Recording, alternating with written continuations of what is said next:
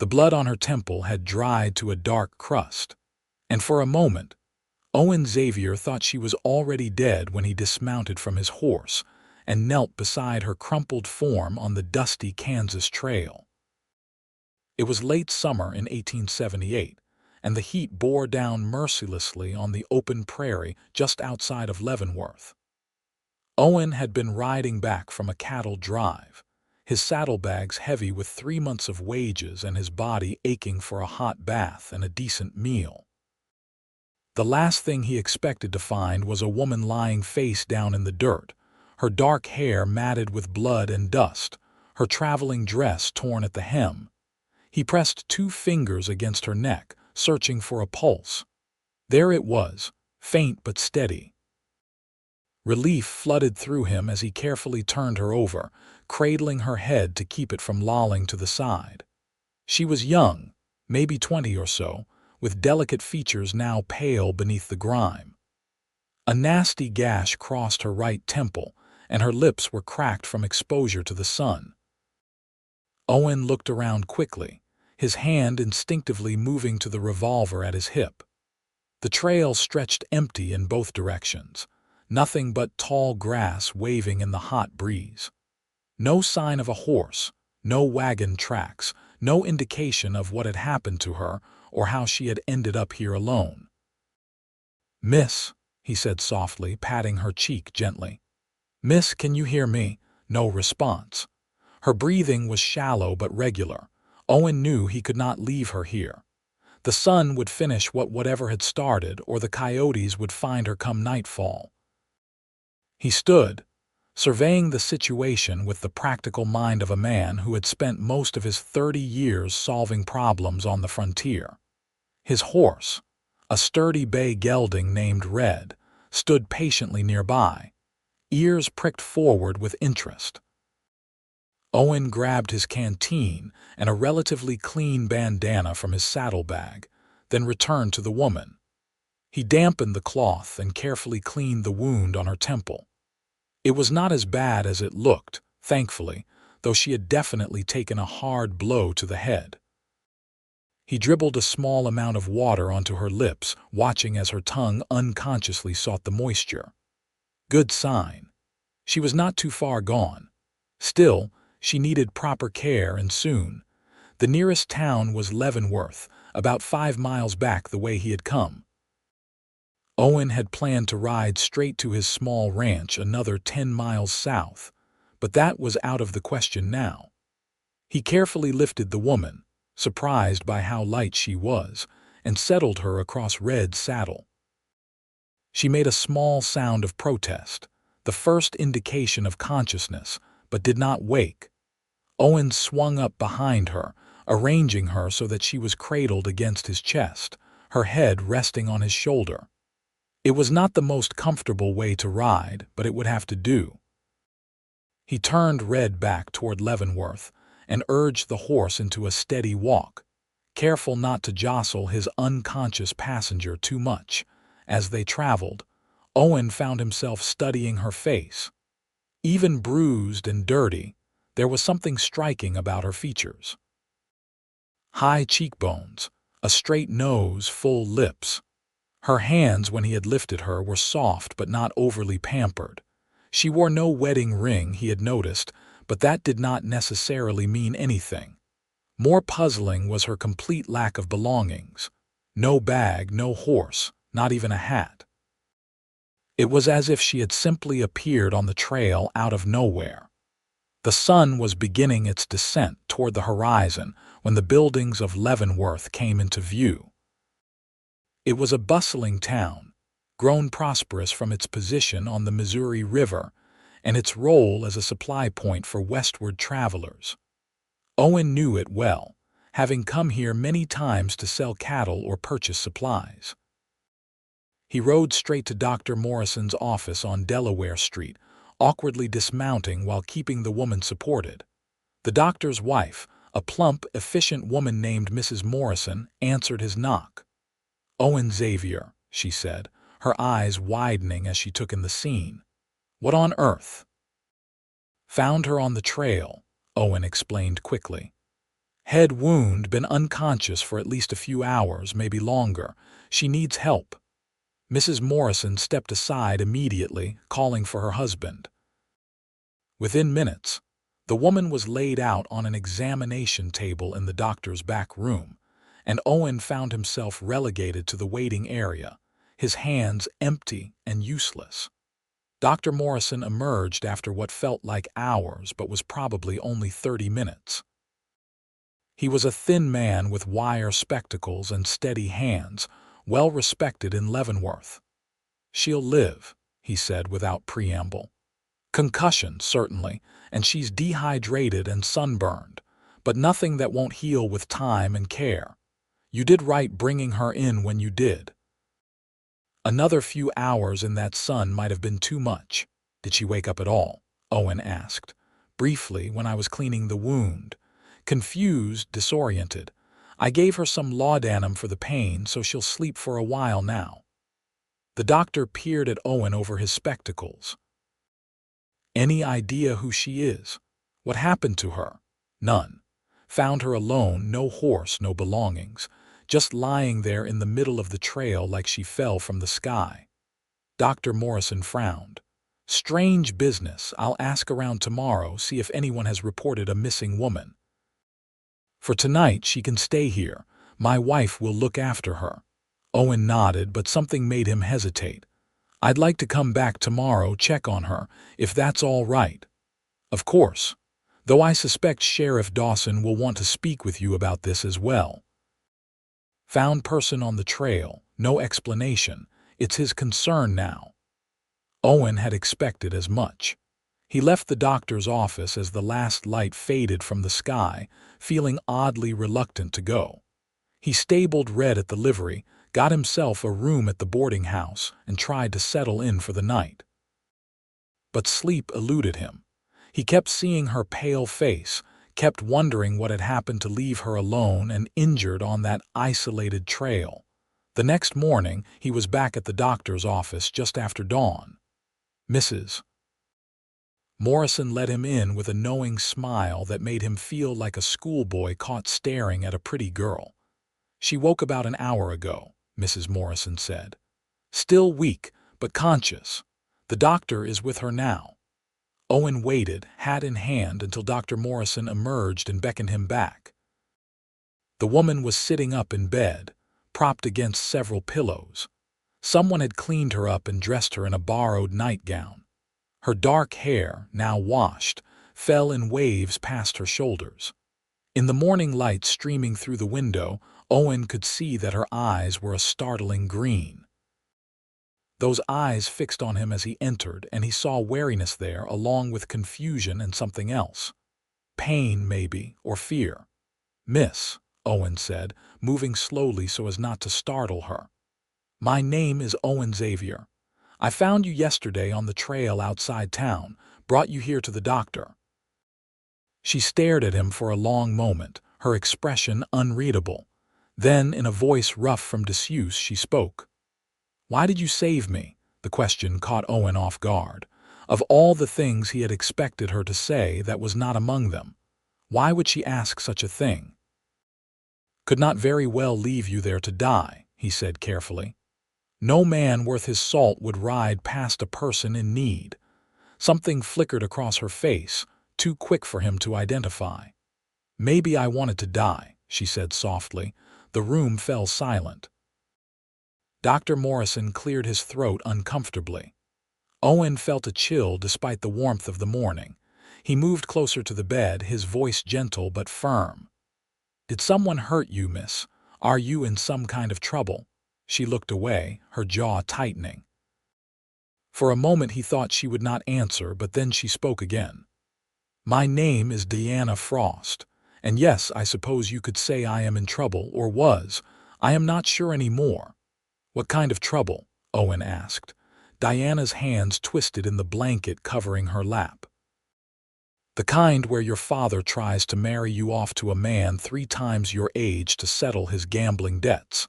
The kind where running away seems like the only option, but then you realize you have nowhere to run to." Her eyes met his again, defiant now. So I took a horse from my father's stable and I rode. I rode until the horse went lame and I had to leave it. I kept walking until I could not walk anymore. I thought maybe if I just lay down and closed my eyes, it would all be over. Simple as that. Owen felt something tighten in his chest. He had seen hard times in his life, had witnessed more than his share of cruelty and injustice on the frontier, but there was something about this young woman's blunt honesty that affected him deeply. "Where are you from?" he asked. "Lawrence. About 30 miles from here." "My father is Clayton Frost. He owns the mercantile there, or he did before he gambled most of it away." Bitterness crept into her voice. "The man he promised me to is Herbert Thorne, 60 years old, widowed twice, looking for a pretty young wife to warm his bed and manage his house. Father did not even ask me, just announced one day that we were to be married within the month." Dr. Morrison had been listening quietly, but now he spoke up. "I know of Thorne. He has land up near Lawrence, reputation as a hard man." Deanna laughed, but there was no humor in it. "Hard. Yes, that is one word for it. Mean is another. His first 2 wives both died young. People say it was childbirth, but the way they say it makes you wonder." "Did you hit your head when you fell?" Owen asked, steering the conversation back to practical matters. "I think so. I remember being so dizzy, so tired. My head was pounding. I must have stumbled and gone down." She touched the bandage on her temple gingerly. "I remember thinking that at least this way I would have a choice, even if the choice was just to stop." Owen pulled up a chair and sat down, his elbows on his knees. "Miss Frost, I am not going to tell you your troubles are not real or that you should not have felt desperate. But I am glad I found you when I did. Dying alone on a dusty trail is not a choice. It is just giving up." "Maybe I wanted to give up," Deanna said, but her voice was softer now, less certain. "Maybe, but you are still here, so maybe some part of you wanted to live too." They looked at each other for a long moment. Owen saw the walls behind her eyes, the hurt and fear she was trying so hard to hide. He also saw strength there, buried deep but present. This was not a weak woman. This was someone who had been pushed to the breaking point and had broken, but who might yet be put back together. "Your father will be looking for you," Dr. Morrison said gently. "We should send word that you are safe." Diana's expression hardened immediately. "No, please.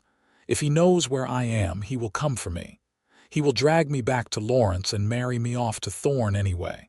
I am his property until I marry, and then I will be my husband's property." "That is how it works." "You are 20 years old," Owen said, "old enough to make your own choices. Not according to the law, not according to society. An unmarried woman with no means, no family willing to help her." Deanna shook her head. "I have no choices. That is why I was on that trail." Owen found himself thinking fast. He had not planned on getting involved in anyone's troubles. He had his own life, his own ranch to run. But something about Deanna Frost had gotten under his skin in the span of one conversation. Maybe it was the defeat in her voice when she talked about having no choices. Maybe it was the lingering question in his mind of what kind of father would sell his daughter to settle debts. Or maybe it was simpler than that. Maybe it was just the way the morning light caught in her green eyes. "What if you had another option?" he heard himself say. Diana looked at him warily. "What do you mean?" "I have a ranch about 10 miles south of here. Small place, nothing fancy, but it is mine free and clear. I run some cattle, do some horse breaking, could always use help around the place."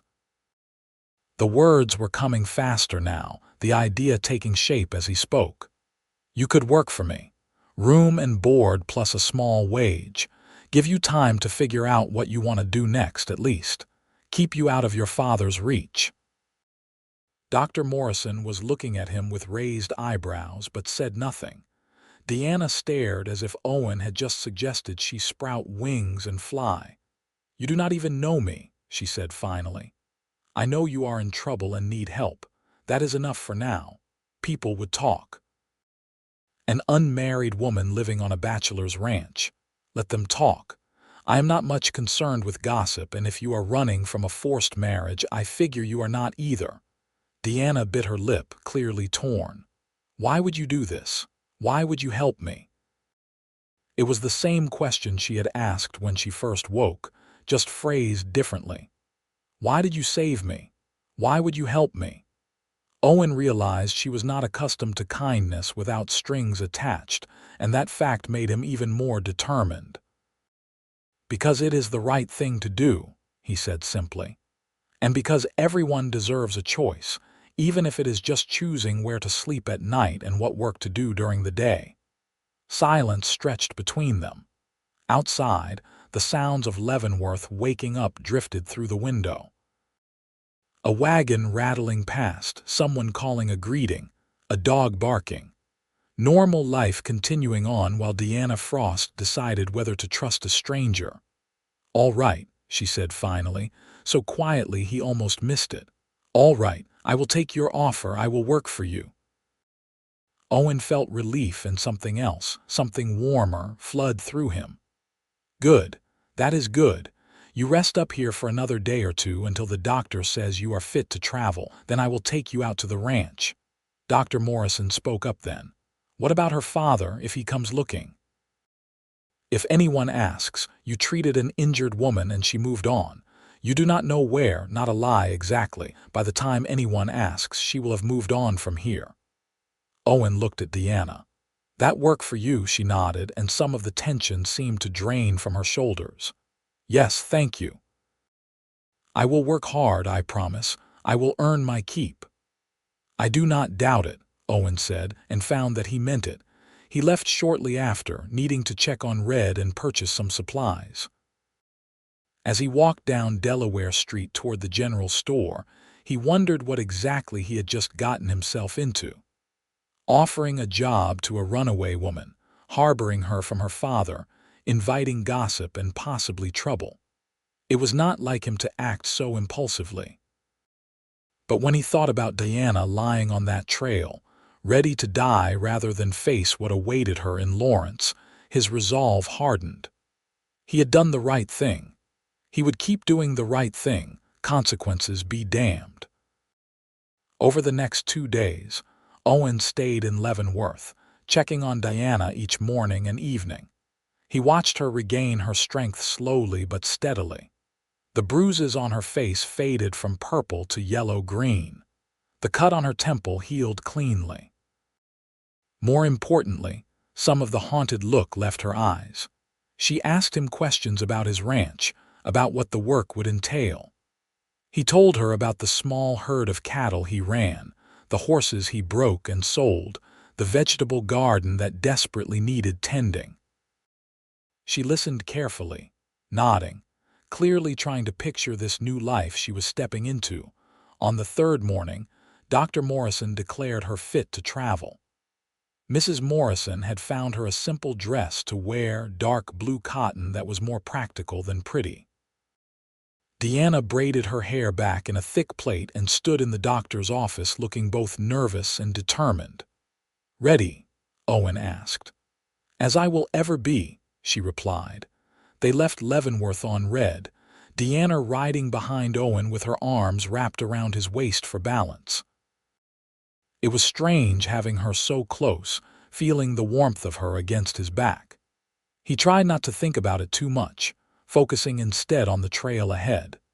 The landscape opened up as they left town, rolling prairie stretching in every direction beneath a sky so blue it hurt to look at.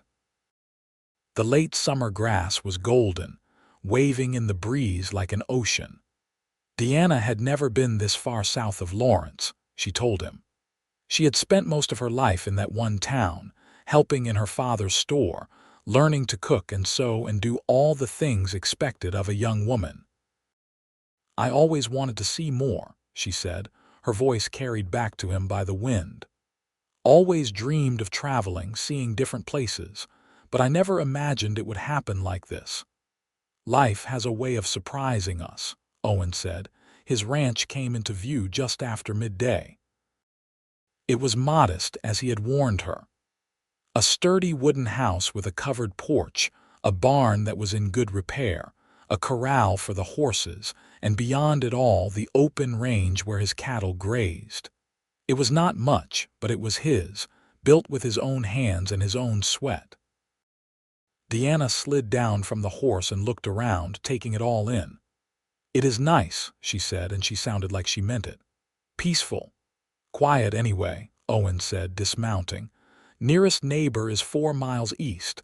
Town is 5 miles north. Out here you are pretty much on your own." He showed her around, pointing out the well, the chicken coop that currently held 6 laying hens, the small bunkhouse that he used for storage but that they could clear out for her to sleep in. Deanna listened and looked and asked practical questions about water and laundry and where she would do the cooking. "I have been doing my own cooking these past years," Owen admitted as they walked back to the house. "It is edible, but not much more than that. I can handle the outside work, but I will confess the inside of the house has gotten away from me somewhat." That proved to be an understatement. When he opened the door and let Deanna inside, he saw his home through her eyes and winced.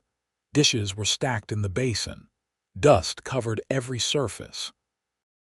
His clothes were piled in a corner waiting to be washed. The whole place had the look of a space where someone slept and ate but did not really live. Deanna turned to him with the first real smile he had seen from her. "You are not exaggerating about needing help." "I have been focused on building up the herd," Owen said defensively, though he was smiling too. "Has not left much time for housekeeping." "Well, you did hire me to work. I suppose I should start." She rolled up her sleeves, looking around with an assessing eye. "Do you have any cleaning supplies?" Over the next hours, Owen watched Deanna transform his house. She swept and scrubbed and organized with an efficiency that spoke of years of practice. She opened windows to let in fresh air, found linens that needed washing, and made a list of supplies they would need from town. She moved through the space with growing confidence, and Owen realized she was feeling useful, purposeful. This was something she knew how to do, something she could control. He left her to it and went out to check on his cattle, but found his mind drifting back to the house, wondering what Deanna was doing, whether she was settling in all right. It was strange having another person here, strange but not unpleasant. The ranch had been quiet for so long, just him and the animals. Now there was life in the house, the sound of someone moving around, the smell of something cooking when he came in for supper. Deanna had found his meager supplies and made a simple stew with potatoes and jerky. It was better than anything Owen had cooked for himself in recent memory. They ate at the small table, an awkward silence stretching between them until Deanna spoke. "Thank you again for this, for taking a chance on me." "You are already earning your keep," Owen said, gesturing at the now clean house.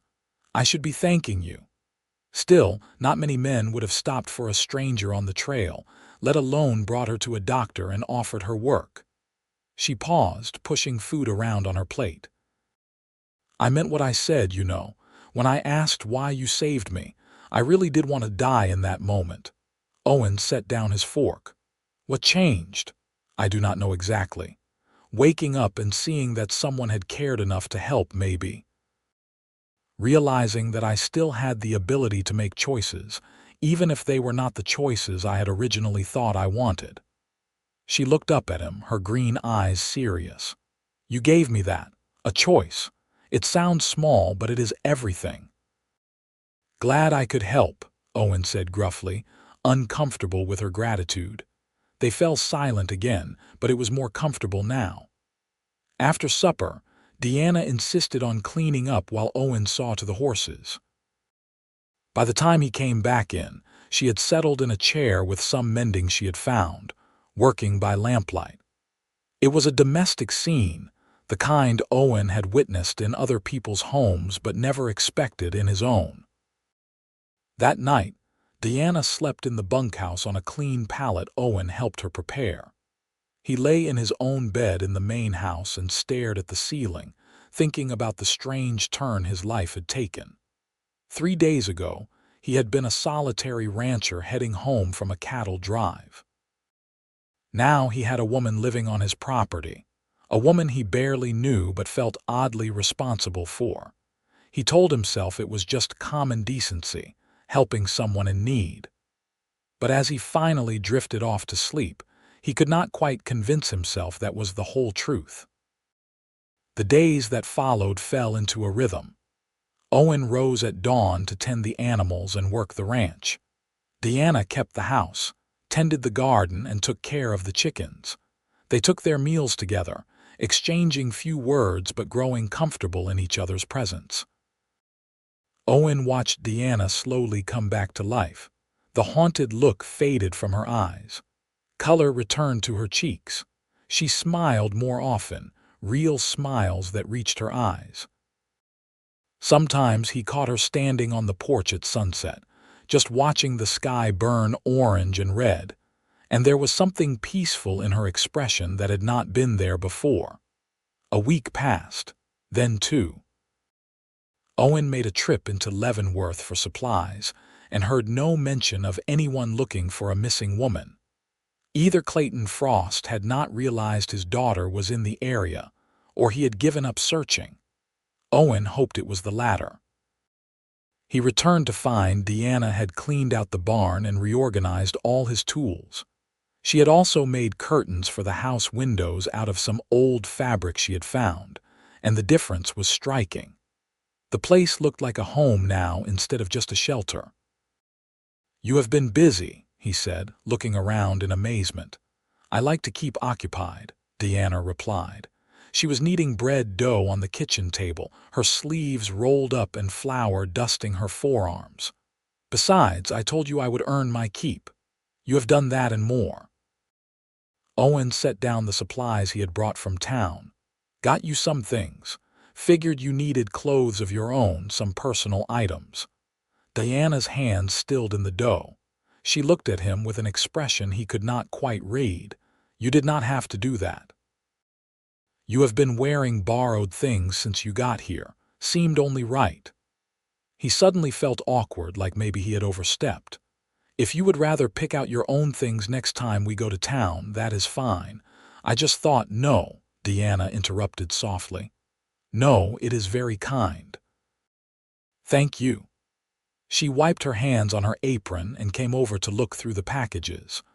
Owen had tried to be practical, choosing sturdy cotton dresses and a warm shawl for when the weather turned.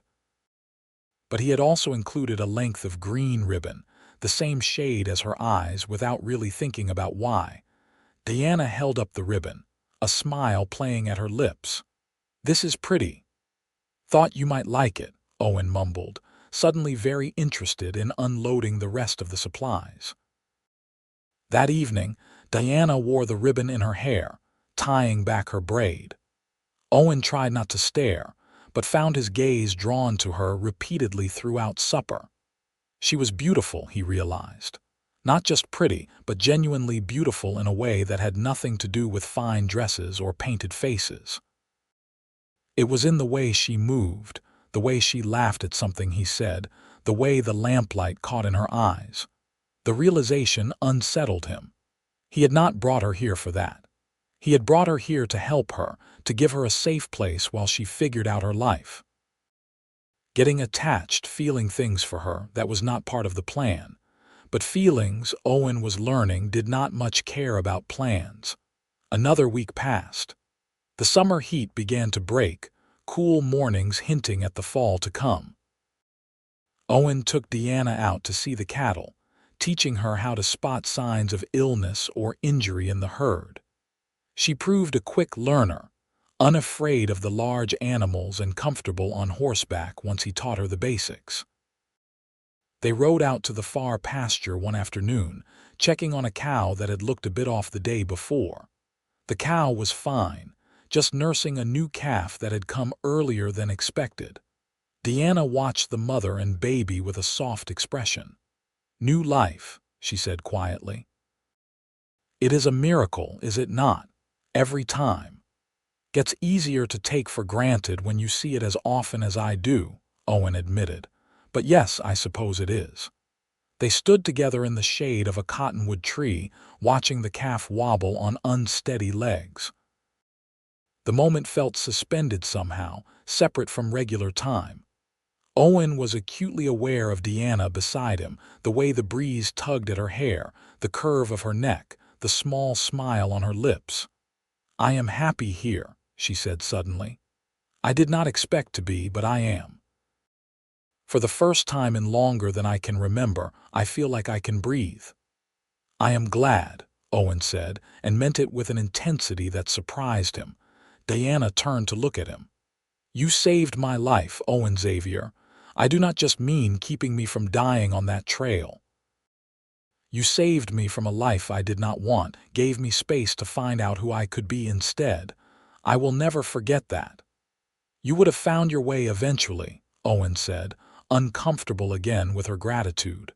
"Maybe, but I do not think so. I think without you, I would have died on that trail. Or I would have been dragged back to Lawrence and married off to Herbert Thorne, which might have been slower but would have killed me just the same, in all the ways that matter." She reached out, her fingers brushing his hand where it rested on the saddle horn. "You gave me my life back. That means something." Owen looked down at her hand touching his. It would be easy, so easy, to turn his palm up and lace his fingers through hers, to pull her close and kiss her the way he had been wanting to for days now. But he held back, uncertain. She was grateful to him, indebted to him even. That was not the same as wanting him. He would not take advantage of the situation, of the power imbalance between them. "We should head back," he said instead, his voice rougher than he intended. "Storm coming in." Deanna pulled her hand back, something flickering across her face too quick to name. "Of course." They rode home in silence, the growing clouds casting shadows across the prairie. Owen cursed himself for a fool. He had seen something in her eyes, something that looked like it might be more than gratitude. But he had been too scared to find out for sure, too worried about ruining the fragile balance they had found. The storm that night was fierce, wind howling around the house and rain drumming on the roof. Owen lay in bed listening to it, wondering if Deanna was frightened alone in the bunkhouse. He had nearly gotten up twice to go check on her when he heard a soft knock on his door. "Owen." Deanna's voice, muffled by the door and the storm. "Are you awake?" He was up in an instant, pulling on his trousers and opening the door. Deanna stood there in her nightgown with a shawl wrapped around her shoulders, her hair loose around her face. She looked young and scared and so beautiful it made his chest ache. "What is wrong?" he asked. "Are you all right? The bunkhouse roof is leaking. Right over my bed. I am sorry to bother you, but I did not know what else to do. You can sleep in here tonight. I will take the floor." "I cannot ask you to do that." "You are not asking, I am offering." He stepped back to let her in. "Come on, you are soaked." Deanna came inside, dripping water on the clean floor. Owen found a towel and handed it to her, trying not to watch as she dried her hair, as droplets ran down her neck and disappeared beneath the collar of her nightgown. He busied himself making a pallet on the floor while she perched on the edge of the bed, watching him. "Owen," she said softly. "Yes? Why did you pull away this afternoon? When we were watching the calf," the question stopped him cold. He sat back on his heels, the blanket forgotten in his hands. "What do you mean?" "I think you know what I mean. We were having a moment and then you just shut down, shut me out. Why?" Owen was quiet for a long moment. The storm raged outside, rattling the windows. Finally, he spoke. "Because you are grateful to me. Because you depend on me for your safety, your livelihood. That is not the basis for anything real. I will not take advantage of that." take advantage. Deanna slid off the bed, kneeling on the floor across from him. Is that what you think? That I feel obligated to you? Do you not? Of course I am grateful. You saved my life. But Owen, that is not why she stopped, biting her lip. These past weeks, getting to know you, seeing the kind of man you are, that has nothing to do with obligation. You are kind and patient and honest. You work hard and you treat everything around you with respect, even the animals. You listen when I talk, really listen, like my words matter. Do you have any idea how rare that is? Owen felt his heart hammering in his chest. Deanna, I did not expect to feel this way, she continued, the words spilling out now like she had been holding them back for too long.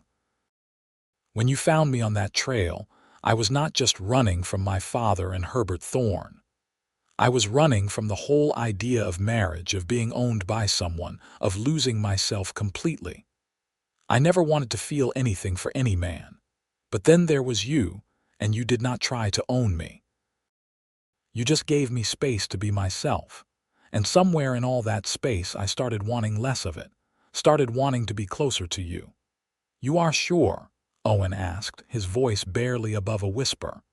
You are sure it is not just gratitude, not just because I am here and you feel safe? I am sure, Deanna said firmly. She reached out, taking his hand in both of hers. I spent my whole life being told what to think, what to feel, what to want.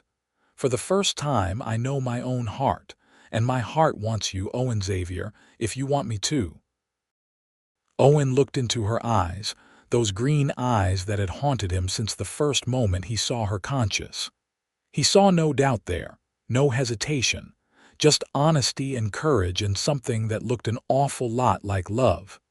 I want you, he said roughly. God help me, I have wanted you almost from the first day. But I was so afraid of pushing you, of making you feel like you had to. Deanna did not let him finish.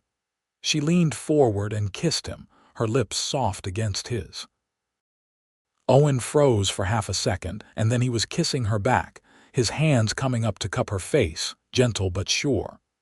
She tasted like rain and sweetness and possibility. When they finally broke apart, both breathing hard, Owen rested his forehead against hers. This changes things, he said. Yes, Deanna agreed.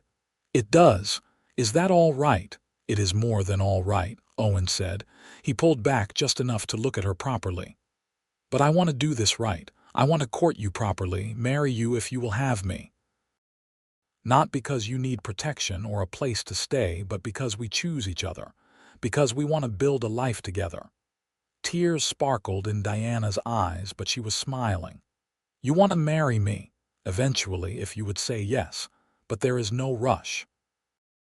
We have time to do this properly, time for you to be sure. I am already sure, Deanna said, but I like the idea of being courted, of choosing each other every day, not just once, of building something real. They stayed up most of that night, sitting on the floor of Owen's room with the storm raging outside, talking about everything and nothing. They shared their histories, their hopes, their fears. Owen told her about growing up on a small farm in Missouri, about losing his parents to fever when he was 17, about working on other people's ranches until he had saved enough to buy this land. Deanna told him about her mother, who had died when Deanna was 12, about how her father had been a different man before gambling took hold of him, about her dreams of a life where she could make her own choices. You can have that now, Owen said. Whatever you want, wherever you want to go, I will support it, even if it means leaving here, leaving me. Deanna shook her head. I do not want to leave. I want to stay right here with you and build the life I was meant to have all along. When dawn finally broke, the storm had passed, leaving the world washed clean and new. Owen woke with Deanna curled against his side on top of the blankets, both of them having fallen asleep where they sat. He watched her sleep for a moment, marveling at the turn his life had taken. From that morning on, everything was different. They still worked the ranch together, still took their meals side by side, but now there were stolen kisses in the barn, hands held as they watched the sunset, quiet moments of connection that made Owen's heart feel too big for his chest. Owen courted Diana the old-fashioned way, mindful of propriety even though they were alone on the ranch.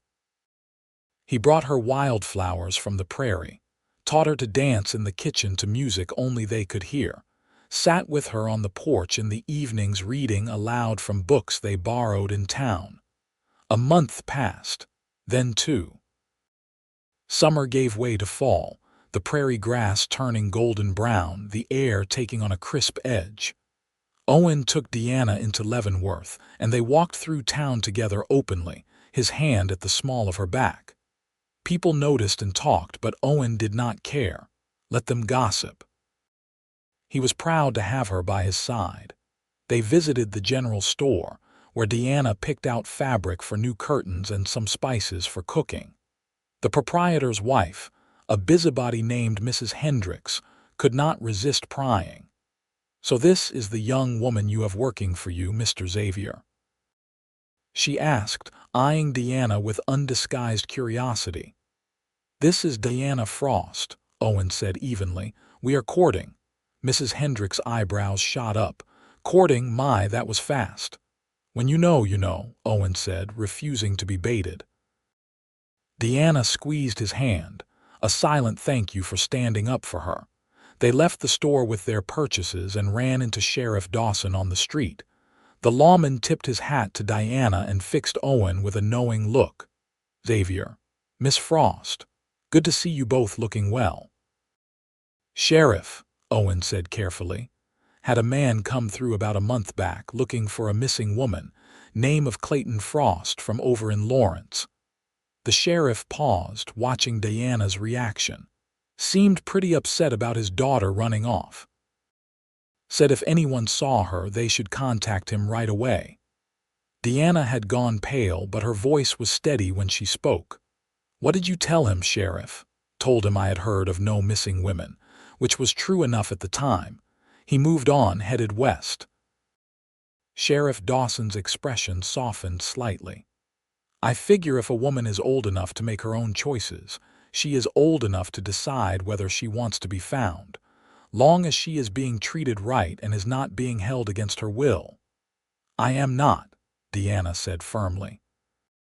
"I am exactly where I choose to be." "Then I reckon that is all that matters." The sheriff tipped his hat again. "You two take care now." As they walked back to where Owen had tied the horses, Deanna was quiet. Finally, she spoke. "He came looking for me. Seems that way." "Do you think he will come back?" Owen stopped, turning to face her. "If he does, we will deal with it. Together. You are not alone in this anymore, Deanna. You have me, and I promise you I will not let anyone drag you somewhere you do not want to go." Deanna leaned into him, and Owen wrapped his arms around her, holding her close despite being in the middle of town where anyone could see. He did not care. Let everyone know that Diana Frost was under his protection, that she had chosen him and he had chosen her. They rode home as the sun was setting, painting the sky in shades of pink and gold. The ranch looked beautiful in the fading light, solid and welcoming. Owen helped Deanna down from her horse, and she stood looking at the house, the barn, the wide open prairie beyond. "This is home now," she said softly. "Not just a place I am staying, but home. Do you understand?" "I understand," Owen said. He took her hand, lacing their fingers together. "And I am glad. This place felt empty before you came. I did not even realize it until you filled it up with your presence." Deanna turned to him, rising on her toes to kiss him softly. "I love you, Owen Xavier. I think I have loved you since that first day when I asked why you saved me and you just said it was the right thing to do. So simple, so honest. That is who you are." "I love you too," Owen said, the words coming easier than he had expected. "More than I thought I could love anyone. You have changed everything for me, Deanna." They stood there as darkness fell around them, wrapped in each other's arms, two people who had found each other against all odds. The prairie wind whispered through the grass, carrying the promise of all the tomorrows yet to come. Winter arrived early that year, sweeping down from the north with bitter cold and snow. Owen worked hard to prepare, making sure the cattle had access to shelter and feed, that the wood was stacked high, that the house was sealed against drafts. Deanna helped with everything, proving herself capable and tireless despite the harsh conditions. They spent long evenings by the fire, talking about the future. Owen asked her formally to marry him on a night in late November, presenting her with a simple gold band he had purchased secretly on his last trip to town. "It is not fancy," he said as he slipped it onto her finger. "But it is real gold, and it is given with a real heart. Will you marry me, Deanna Frost? Will you be my wife, my partner, my love for all the days we have?" "Yes," Deanna said, tears streaming down her face. "Yes, 1,000 times yes." They married in early December in a simple ceremony at the church in Leavenworth, with Dr. Morrison and his wife standing as witnesses. Deanna wore a new dress of deep green that Owen had helped her pick out, and she had never looked more beautiful. Owen wore his best suit, which he had not worn since he bought the ranch, and tried not to let his hands shake as he slipped the wedding ring onto Diana's finger and said his vows.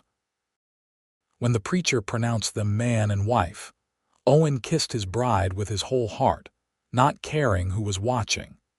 This was his wife, his Deanna, and she had chosen him just as surely as he had chosen her. They held a small celebration at the boarding house, where a dozen townspeople who had gotten to know them came to offer congratulations.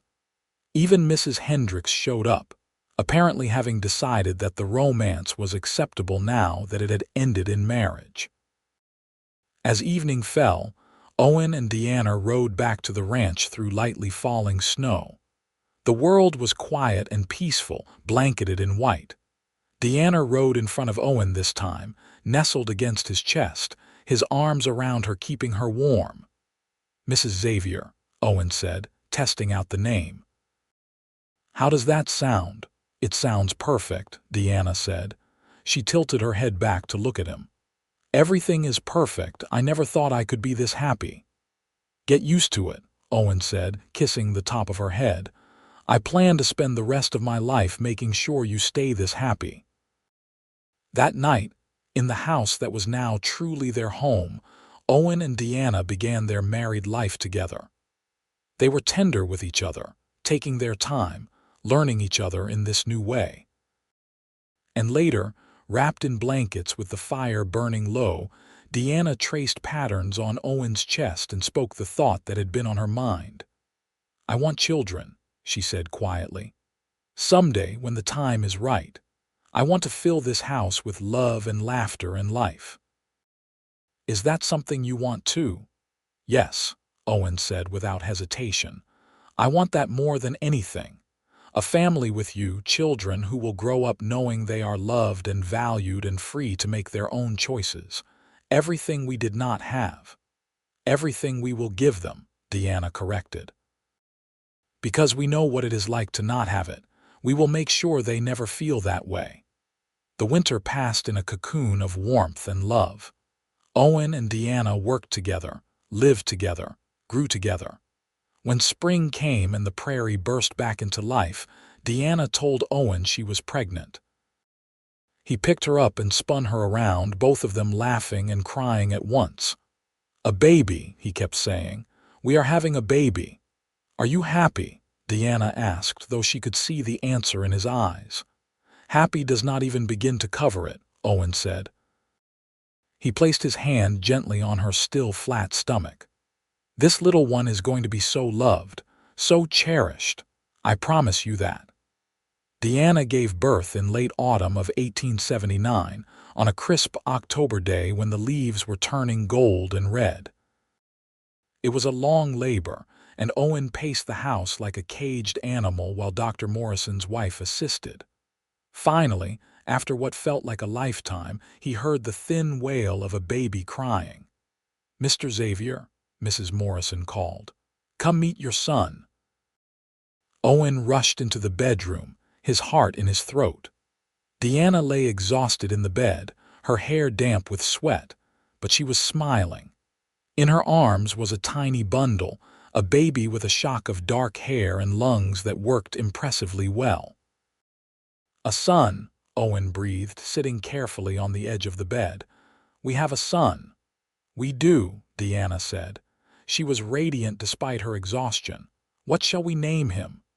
They had discussed names endlessly over the past months, never quite settling on one.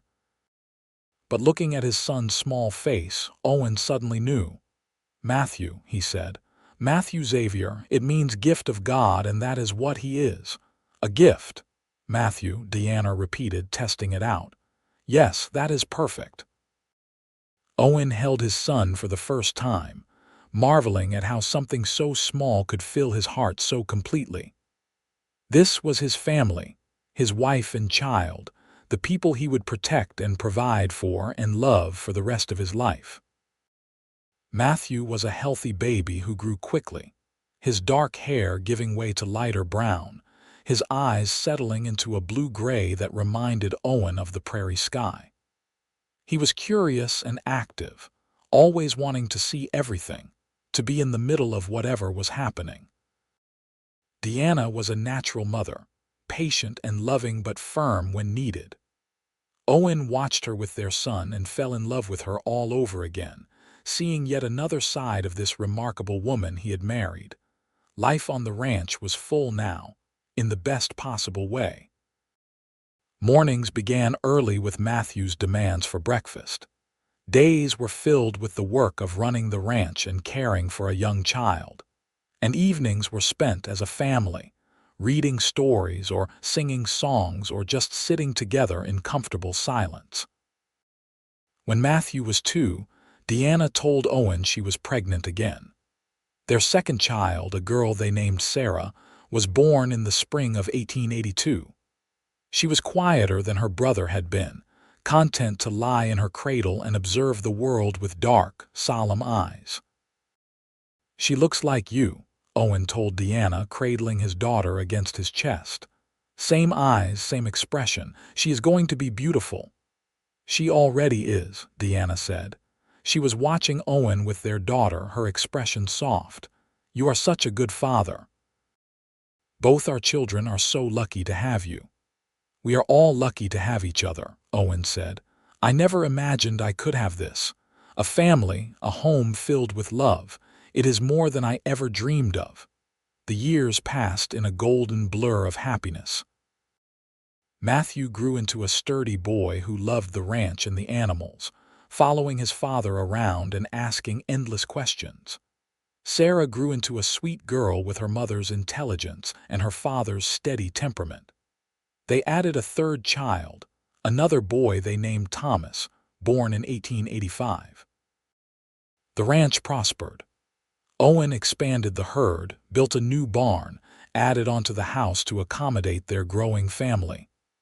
Deanna kept everything running smoothly, managing the household, teaching the children, tending her ever-expanding garden.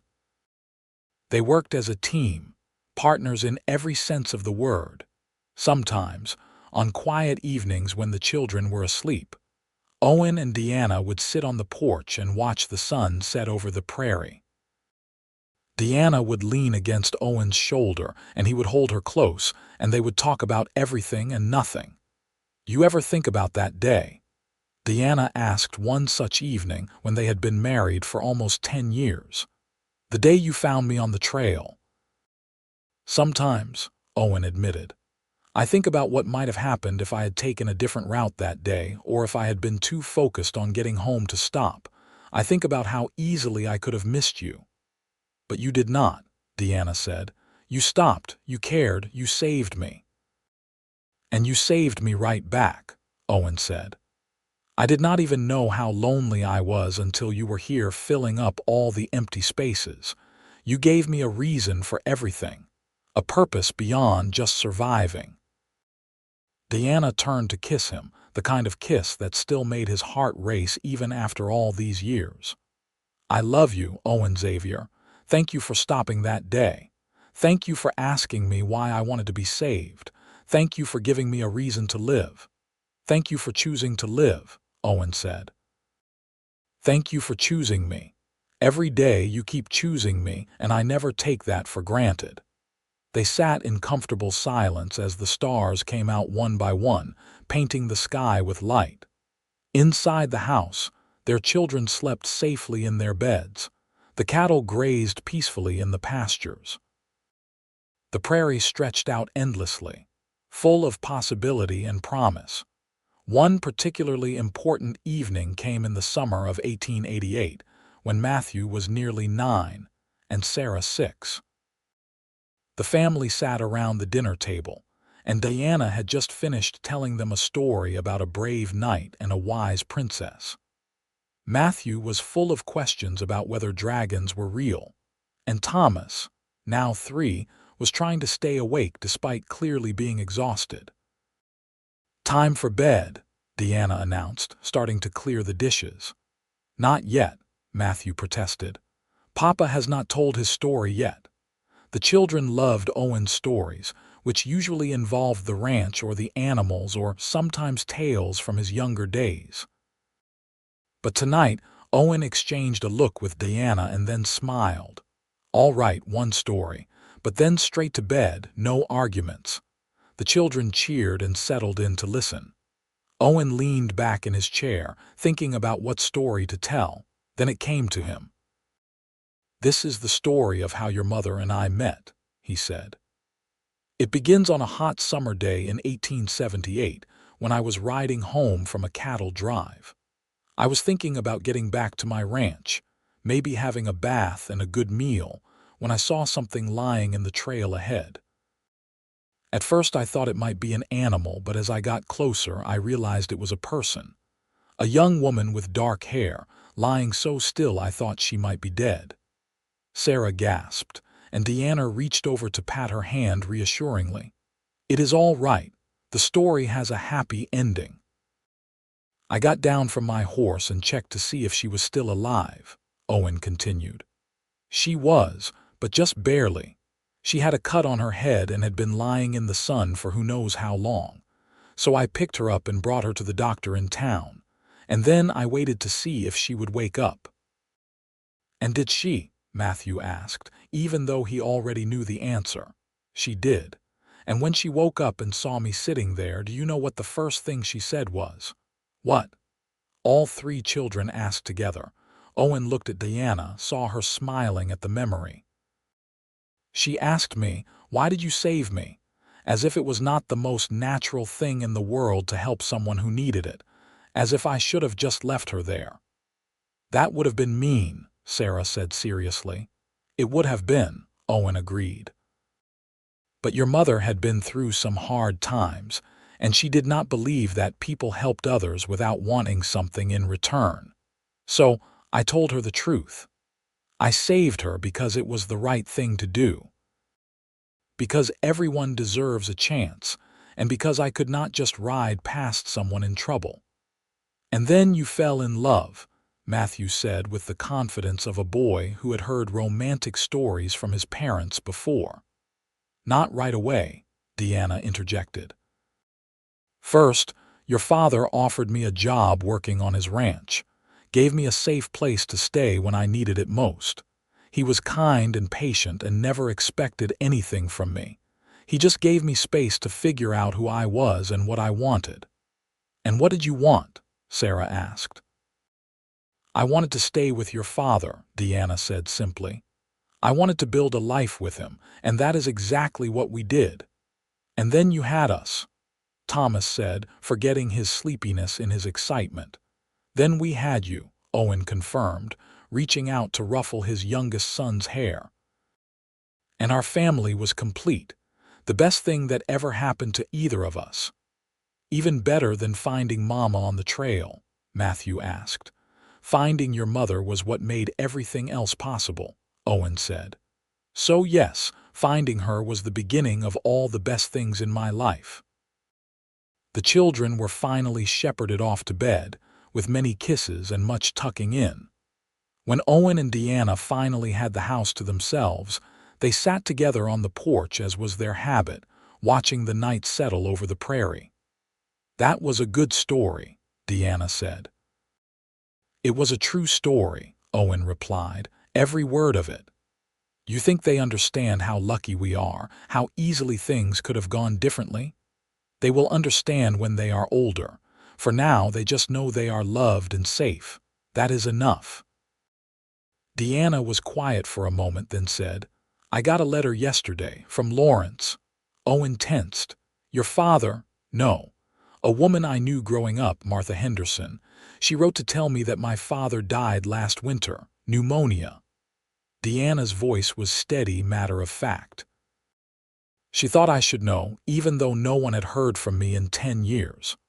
"Are you all right?" Owen asked, taking her hand. "Yes, it is strange, but I feel more relieved than sad. He made his choices and I made mine. I like to think maybe he found some peace at the end, but I will never know." She squeezed Owen's hand. The letter also said that Herbert Thorne died a few years back, fell from his horse, broke his neck.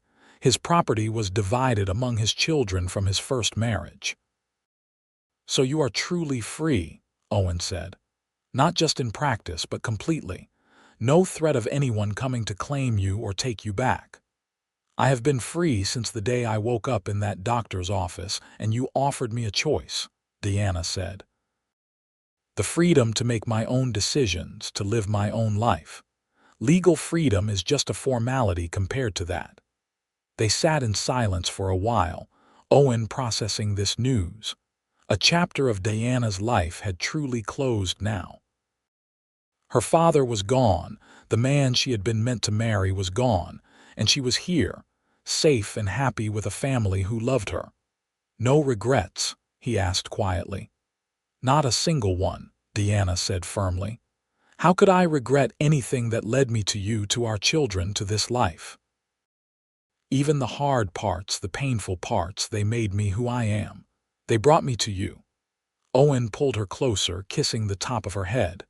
"I love you, Deanna Xavier, more now than ever, if that is possible." "It is possible," Deanna said, "because I feel the same way. We just keep growing together, keep finding new reasons to love each other." The summer of 1888 rolled into fall, and the Xavier family continued their peaceful life on the prairie. Matthew started helping more seriously with the ranch work, learning to rope and ride and handle cattle. Sarah showed an aptitude for reading and numbers, spending hours with the books Deanna ordered from town. Thomas was simply happy and energetic, keeping everyone on their toes with his antics. In November, the family made a trip to Leavenworth for supplies and to visit Dr. Morrison, who was now getting on in years but still practicing. The old doctor smiled when he saw them all pile out of the wagon. "Look at this family," he said. "Hard to believe it all started with one injured woman and a cowboy who would not leave her to die." "We owe you a debt too, Doctor," Owen said, shaking the old man's hand. "You took care of Deanna when she needed it most. I just patched her up. You did the hard part, giving her a reason to keep living."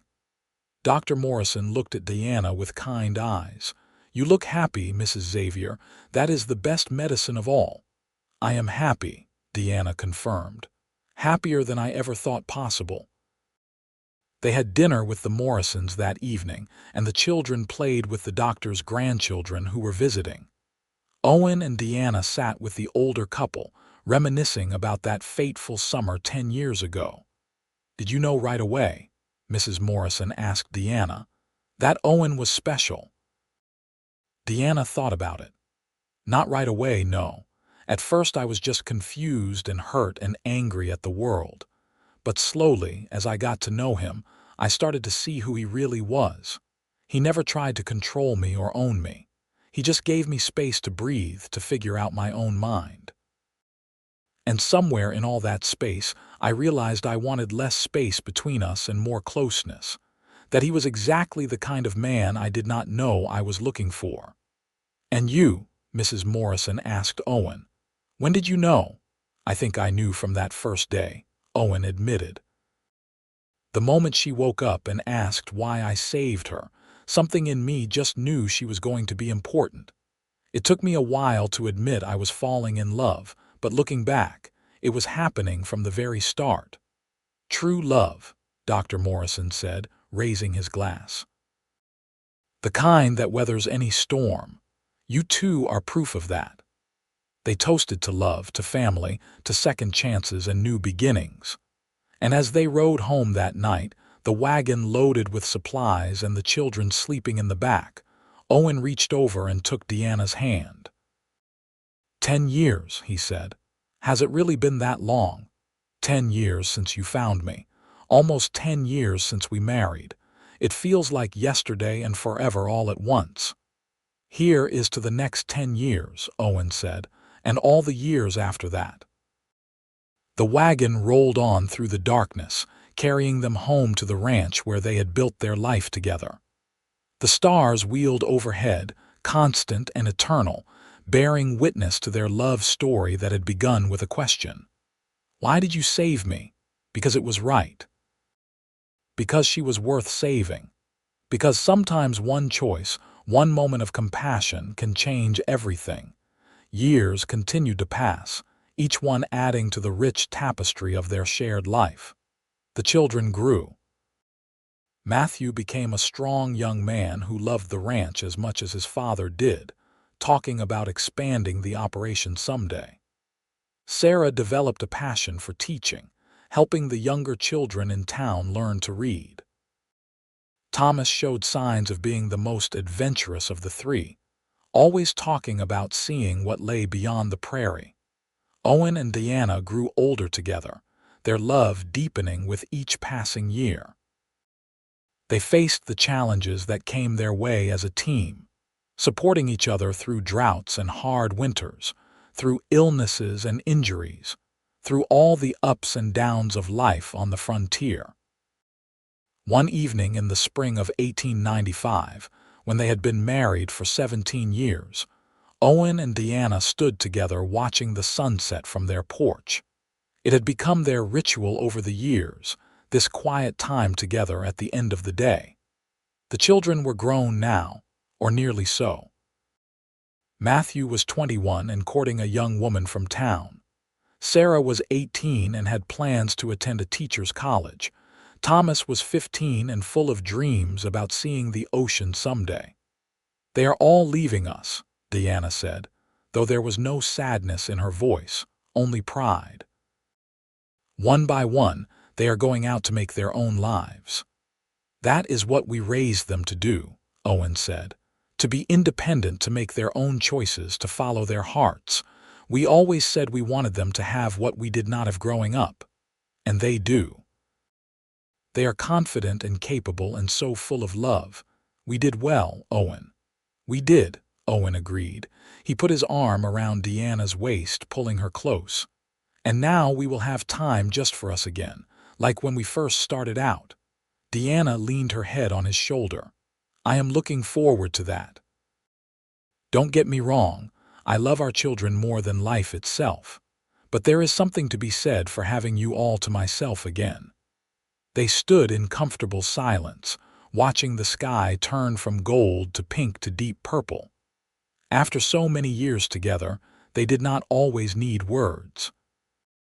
Sometimes just being together was enough.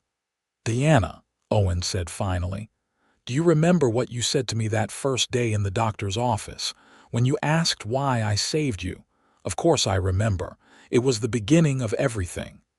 You also said maybe you wanted to die, that you could not see any other way forward." Owen turned to face her, his hands on her shoulders. "Can you even imagine feeling that way now? Because I cannot imagine it. You are so full of life, so present in every moment. You embrace everything with such joy." Deanna smiled up at him, her green eyes still as bright as they had been nearly 2 decades ago. That is because you taught me how to live, Owen. Really live, not just survive. Every day with you has been a gift, and I never forget that. I never take it for granted. Neither do I, Owen said. He kissed her softly, tenderly, with all the love of their long years together. Every day I thank God that I rode down that trail, that I stopped, that I had the chance to know you, to love you, to build this life with you. You think we will have more years together? Deanna asked. I hope we do.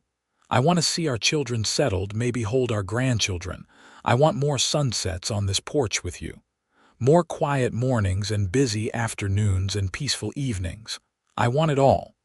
Then we will have it all, Owen promised. As much time as we are given, we will fill it with love and joy and gratitude for every moment. They stayed on the porch until the stars came out, talking about their plans for the future. They wanted to travel a bit, see some of the country beyond Kansas.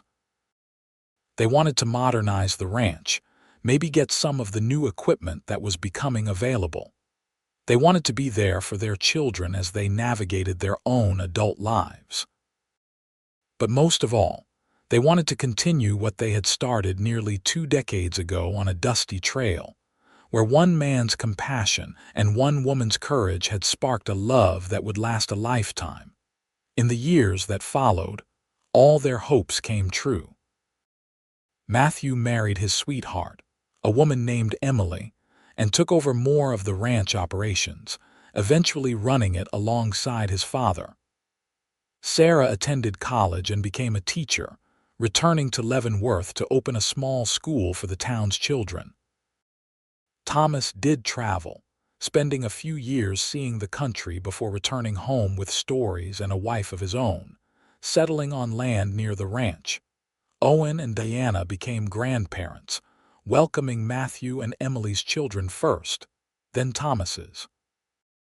Sarah eventually married a fellow teacher, and her children came along as well. The ranch that had once housed just Owen in lonely isolation was now the center of a large, loving, extended family. On their 25th wedding anniversary in 1904, the whole family gathered at the ranch for a celebration. There were dozens of people now, children and grandchildren, friends from town, neighboring ranchers. Owen stood on the porch looking at the crowd, feeling overwhelmed with gratitude. Deanna came to stand beside him, slipping her hand into his. She was in her mid-40s now, her dark hair threaded with silver, fine lines around her eyes from years of smiling and squinting into the prairie sun. To Owen, she had never been more beautiful. 25 years, she said softly. Can you believe it? Barely. Feels like yesterday and forever all at once. I was just thinking, Deanna said. If my father had not tried to force me into that marriage, if I had not run away, if you had not found me on that trail, none of this would exist. All these people, this family, this love, it all started from what seemed like the worst thing that ever happened to me. Maybe it was meant to be, Owen said. Maybe everything that came before was just leading us to that moment, to each other. Maybe, Deanna agreed. She looked up at him, her green eyes sparkling. Or maybe we just made the best of a bad situation. Either way, I would not change a single thing. Not one moment, not one choice. It all led me to you. Owen kissed her, not caring that half the county was watching. I love you, Deanna Xavier. My wife, my partner, my best friend. Thank you for saying yes all those years ago. Thank you for choosing to live, for choosing me, for choosing this life we built together. I love you too, Deanna said. Forever and always, my cowboy who found me on the trail and gave me everything I never knew I needed. The celebration went on around them, full of music and laughter and joy. Their children and grandchildren played together, the older ones telling stories while the younger ones ran wild in the prairie grass. It was perfect, exactly what Owen and Diana had dreamed of in those early days when it was just the two of them starting out. As evening fell and people began to leave, the family gathered one more time for a photograph. A traveling photographer had been hired for the occasion, and he set up his equipment on the porch. Owen and Deanna sat in the center, surrounded by their children and grandchildren, everyone smiling despite the awkwardness of holding still for the camera. "This is our legacy," Deanna whispered to Owen as they waited for the photographer to get ready. "Not just the land or the ranch, but this. Family, love, people who know they are valued and cherished. Everything we never had, everything we vowed our children would have." "We did good," Owen said simply. The photograph was taken, capturing that moment forever. Years later, it would hang in the house, a testament to what was possible when two people found each other against all odds and chose to build something beautiful together. Owen and Deanna lived many more years, growing old together on the prairie they both loved. They watched their grandchildren grow up, saw some of them have children of their own. They celebrated 50 years of marriage in 1929, surrounded by 4 generations of family, still holding hands like newlyweds. When Owen passed away peacefully in his sleep in 1932 at the age of 84, Deanna mourned deeply, but without despair. They had been given more than half a century together, which was more than either had dared hope for in those early uncertain days. She lived another 3 years, spending her time with family, tending her garden, sitting on the porch watching the sunsets and remembering. On a warm summer evening in 1935, Deanna sat in her favorite chair on that porch, a blanket across her lap despite the heat. Sarah sat with her, keeping her company as she often did now. "Tell me again," Sarah said. "How you and Papa met. I never get tired of hearing it." Deanna smiled, her eyes drifting closed as she remembered. "It was a hot summer day, much like this one. I was lying on a trail, more dead than alive, ready to give up on everything. And then I heard a voice, felt someone checking to see if I was still breathing. Your father, my cowboy, he saved my life that day." "And then you fell in love," Sarah said, the same way she had when she was a little girl hearing the story for the first time. "And then we fell in love," Deanna confirmed. "He gave me everything I never knew I needed. A home, a family, a purpose, and most of all, choice. The freedom to be myself and to build the life I wanted. He gave me all of that." "What did you give him?" Sarah asked. Deanna opened her eyes, looking at her daughter with the wisdom of her years. "I gave him the same things. A home, a family, love. But more than that, I think I gave him purpose too. He was alone for so long before I came along. We completed each other, made each other whole." They sat in comfortable silence as the sun painted the sky in shades of pink and gold. Deanna felt tired, more tired than she had ever been. But it was a peaceful exhaustion, the kind that comes after a life well lived. "I am ready," she said softly. Sarah understood immediately, tears springing to her eyes. "Mama, it is all right," Deanna said. "I have had such a beautiful life, so much more than I ever dreamed of. And your father is waiting for me. I can feel it. He is waiting, and I am ready to go to him." Sarah held her mother's hand as the sun sank below the horizon and the stars began to appear. Deanna's breathing grew slower, more peaceful. Her last words were a whisper, barely audible. "Thank you, Owen. Thank you for stopping. Thank you for saving me. Thank you for loving me." And then she was gone, slipping away as gently as a sunset fading into night. The family mourned but celebrated too, knowing that Deanna and Owen's love story had been complete. They had found each other in the most unlikely of circumstances, had built a life and a family and a legacy that would continue for generations. Their story became part of family lore, told and retold to children and grandchildren and great-grandchildren. The ranch remained in the family, passed down through the years. The house was preserved, including that porch where Owen and Deanna had spent so many evenings watching sunsets together. Their photograph from their 25th anniversary hung in a place of honor, showing two people surrounded by the family they had created, both of them smiling with the kind of joy that can only come from a life lived fully, and a love that lasted until the very end. And sometimes, on quiet evenings when the sun was setting over the prairie, those who lived in the house swore they could feel a presence on that porch, not frightening, but comforting. The sense of two people sitting together, holding hands, watching the sky turn colors, still choosing each other even after death had parted them. Because true love, the kind that Owen and Deanna shared, does not end. It transforms, becomes something eternal, woven into the very fabric of the place where it flourished. Their story lived on, a testament to the power of compassion, choice, and love. It had all started with a simple question on a summer day in 1878. Why did you save me? And the answer, equally simple, had changed everything. Because it was the right thing to do. One moment of kindness, one choice to stop and help, had blossomed into a lifetime of love. That was their legacy. That was their gift to all who came after. The knowledge that one person, one action, one moment of caring can change everything, can save a life, can create a family, can build a love that lasts not just a lifetime but forever. The prairie grass still waved in the breeze, golden and eternal.